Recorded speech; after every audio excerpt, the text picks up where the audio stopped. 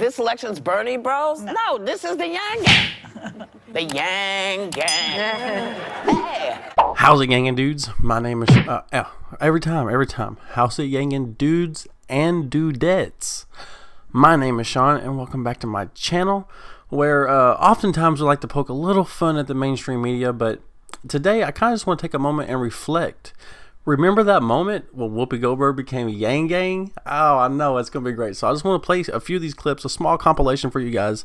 I'm not going to take long. I'm going to get right out of here. But I just want to say I found one of these clips on this guy named Clarity Thief's channel. And this guy, he seems like he uploads gang content, and he's been uploading for quite a while. So, you know, we'll give this guy a little bit of a shout out, give him a little boost, help the guy out. We got to have everybody we can uploading gang videos, you know what I'm saying?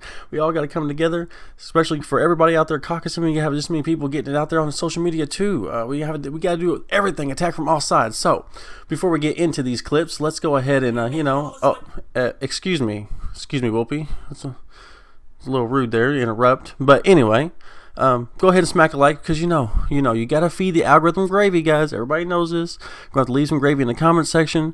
If you want some mashed potatoes, you gotta have a drop of share. You know how it is. Gravy, mashed potatoes, sounds like a fun time. Gotta have the gravy for the algorithm. Anyway, all right, guys, let's get right into it, and I'll catch you on the other side, all right? You know, Andrew Yang stayed on point. He said, this is what we can do. This is what I know. Blah, blah. He may not be president, but look, if you're going to be able to tell me how you're going to allow me to write my taxes, you know, write stuff off the way I used to and keep some of the money that I've earned, I want to hear that. And I want you to tell me how to make big business, who should be paying taxes, who should be paying, because, you know, I said this yesterday, if I don't pay, there's hell to pay. You know, the IRS is up my behind. I want them up their behind. I want them up Amazon's butt. I want them up Facebook's butt. I want them paying like I gotta pay. Trump's butt, for real, not the one he's making up. Yeah. But he's them. Yeah. He's them. I want all those people, because everybody, I said yesterday, Native Americans, they understood. They said, listen, our tribes work their behinds off. We're going to make sure that we take care of everybody in our tribe. So if you are in Jacksonville, Florida, and your tribe has a casino, they take care of everybody in the tribe. Everybody gets a dividend. And then they give money to the state.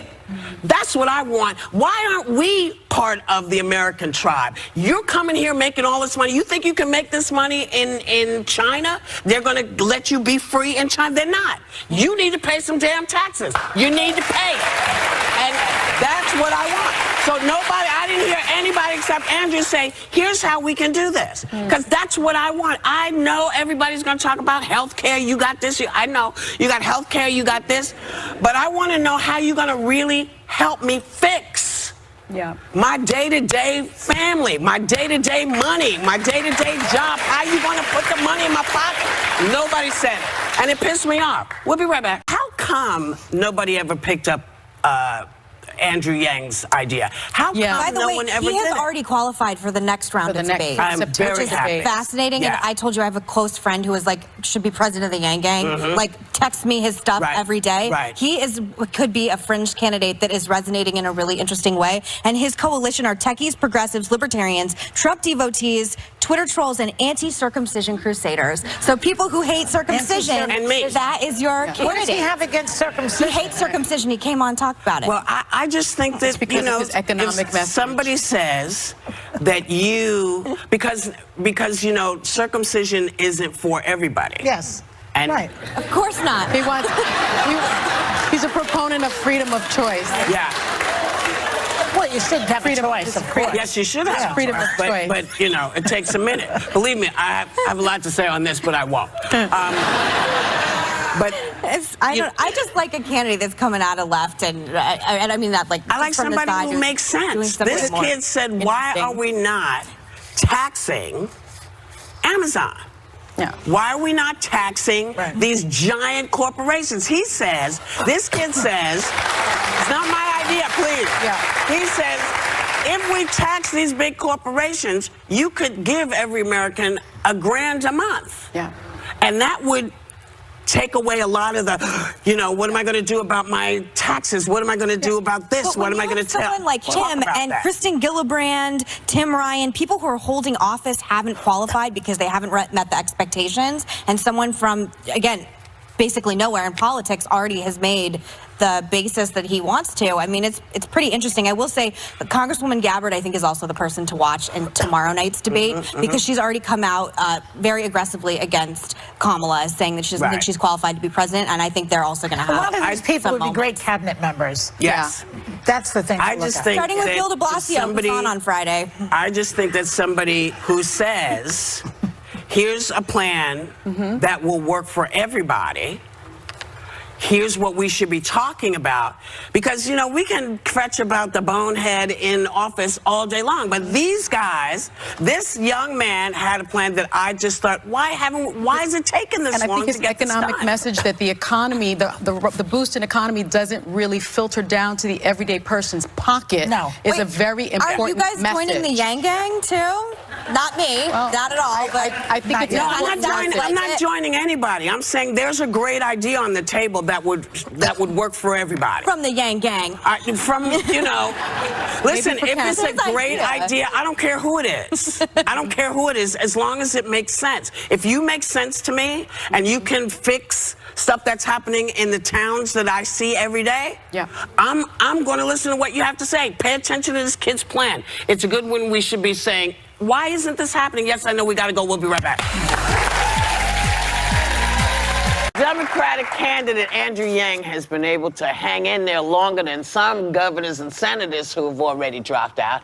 And an analysis of his supporters found that they're overwhelmingly young men. Okay. So is the Yang Gang this election? No, this election's Bernie Bros? No, this is the Yang Gang. The Yang Gang. Hey, no. Yang has about 2% more than I do. Okay, the guy is real. I'm sorry to say. He has more than Klobuchar, Booker, and Steyer. I like him. I like him a lot, but I don't see anything happening there. He's coming on the show. We'll ask him how he's doing, but he's doing fine. He hasn't had to drop out. Yeah, I know, but Biden is kicking all their butts pretty much. Well, he may be, but you know, the great thing about this is there are great ideas in all of these folks. Everybody's got some great stuff to say, and so that we can suck it all together. He has this effervescence to him, the way he campaigns. The thing that I like most about him is he looks like he's the only person that's genuinely having a really great time in politics. And I think that's significant right now, given that everybody is miserable on that stage except for him. And he gives very candid answers. And by the way, his base of support is very young. It's 18 to 29 years old, where he has 9%. And although older people tend to vote in higher numbers, it's still significant when you're talking about the new generation coming up. And I do think when you're talking about the whiteout or the fact there are no minorities left on the stage, obviously he's still standing very strong. Well, I think his story is the best representation of America and democracy, because his dad grew up in China on a peanut farm where he said he slept with no floor under him. Now his son is in the next debate, as close as we are to the caucus and the primaries. And to your point, Megan, when you see him, he represents the opposite qualities of what we see right now in the White House. He's self-deprecating.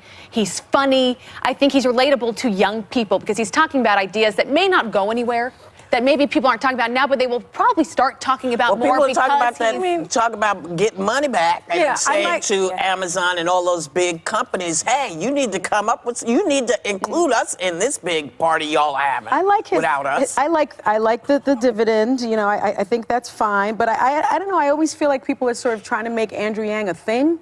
And I just don't think he's a thing. I mean, if he's, you know, we always say that you need the African-American vote to become the Democratic nominee. I mean, he's tied at 3% with Mayor Pete Buttigieg. He's tied with Mayor Bloomberg, who all have a lot of problems with the African-American community. He can't get that vote. We don't know what he can. No, don't say that. Far, we don't know. We don't know because he's at. All we're hearing is what it isn't. He's still there. That's what is. But this is where he's at now. From a media blackout. He is not getting, we have talked about this many times on the show, that given where he is ranking and polling nationally, he should be getting the same amount of press as other candidates that are doing on the same level, and he has not. So with exposure has come, and again, he is still my dark horse horse VP pick. I'm going to keep saying it over and over again because he represents everything that the old guard is not. And the conversations we're having about automation in the United States of America and auto workers being put out of place in places like McDonald's where you're just going to put in numbers and then your food's going to come out, that conversation is only being done on a debate stage because of this man. And I respect that as well. You know, I don't understand why these people who are running don't do what Trump did. He was on the phone more than a teenage girl, if you recall. He was Trump. Yeah. He was calling every show on the phone, and they would put him through, and he'd spew They're not gonna do that for him. his lies and his They're not venom, gonna- yeah, but and they're he not gonna got very do that for him. popular. Remember, this was one of the first places that made him legitimate. Which? ABC. Oh, ABC. Trump, yeah. You know, and so that Also a reality TV that star. very first, but as a candidate, Yeah. because they did a whole interview with him, and then other people followed through. They made him One legit. could ask the question: is it because he is a minority that he's not getting the attention Yang? that? Yang? Well, he's certainly creating a ton of excitement among his group of I people. think on social media, a lot of people are, Have you got the seen the Yang rallies that he Gang, throws? and he He's has doing rallies. something right. But I mean- is he going to really be the I think if nominee you're for Cory president? Booker, I don't think the nominee, I think VP dark horse, like I said, but I think if you're Cory Booker or Amy Klobuchar, you're sitting senators and you're polling beneath him, something about your message isn't resonating in the same way. And I just like grassroots candidates who are changing narratives, changing conversations. And I wish the media would give him more credit than he has been given. Well, let's all say. Which we do that on this show well. We but say it ain't over till it's over. We don't know who's who, and I'm not counting anybody out until they're out. Yeah. Because the idea that we say this isn't going to work, that's what everybody else does. We say anything can happen. We know. We had a black president. Nobody thought that was going to happen before we had a woman. Okay? Nobody. I'm telling you, never forget my mother saying, I never thought ever. Because they say, oh, you could be president, but you never really thought you could be president, and then there he was. So anything can happen in But this remember, country. Whoopi, that black men got the vote before women did. Yes, that's always the case. Yeah. That's always the They're men. case. They're men. They are men. And that's what it is. Yeah. We like men. Don't get us wrong. But y'all, go out in front of stuff. All right, guys, there we go. I'm gonna clear my throat here for just 1 second. All right, so we had a live stream last night after I uploaded Hey DNC, do your job, where Andrew Yang calls for them to do their due diligence and actually accept the polls that's actually been released. Okay, so appreciate that the live stream. We had a little AMA in here, so if anybody wants to check that out, we had a little trouble in the first 30 minutes or so. So, that was fun. Yang 2020 Path to Presidency, that was fun. You know what I'm saying? That was fun. So, I hope you guys like the Whoopi Goldberg stuff. I just want to touch base with you guys, let you guys know to do some other stuff. There's other things out here. Yang's going on. He's going hard, guys. Like, he's coming after the DNC and all kinds of stuff. Like, he is not giving up without a fight. He's got a long road to go. He's got so much cash to keep going. We have an actual path to victory. And if you guys remember, John Kerry, this time back in whatever it was, 2006, something like that, he was at 4%, less than Yang, and he ended up getting the nomination. So we got this, guys. We got this. You know what I'm saying? We got this. It's gonna be tough, I'm not gonna lie, but we got this. And but people like Whoopi Goldberg, saying the stuff they say to massive audiences, even if they're not 100% Yang Gang, people who are like, hey, this guy's got some points, and people who are hating on him just to hate on him is missing the bigger picture, right? So. Yeah, I don't know. That's all I got for you guys. Hope you guys enjoy. Hope you guys smack the like, all that good kind of stuff. Algorithm loves the gravy. And, all right, guys, I'm going to get out here. Just a little fun video today. I hope you guys enjoy. I'll see you guys next time. 1, 2, 3.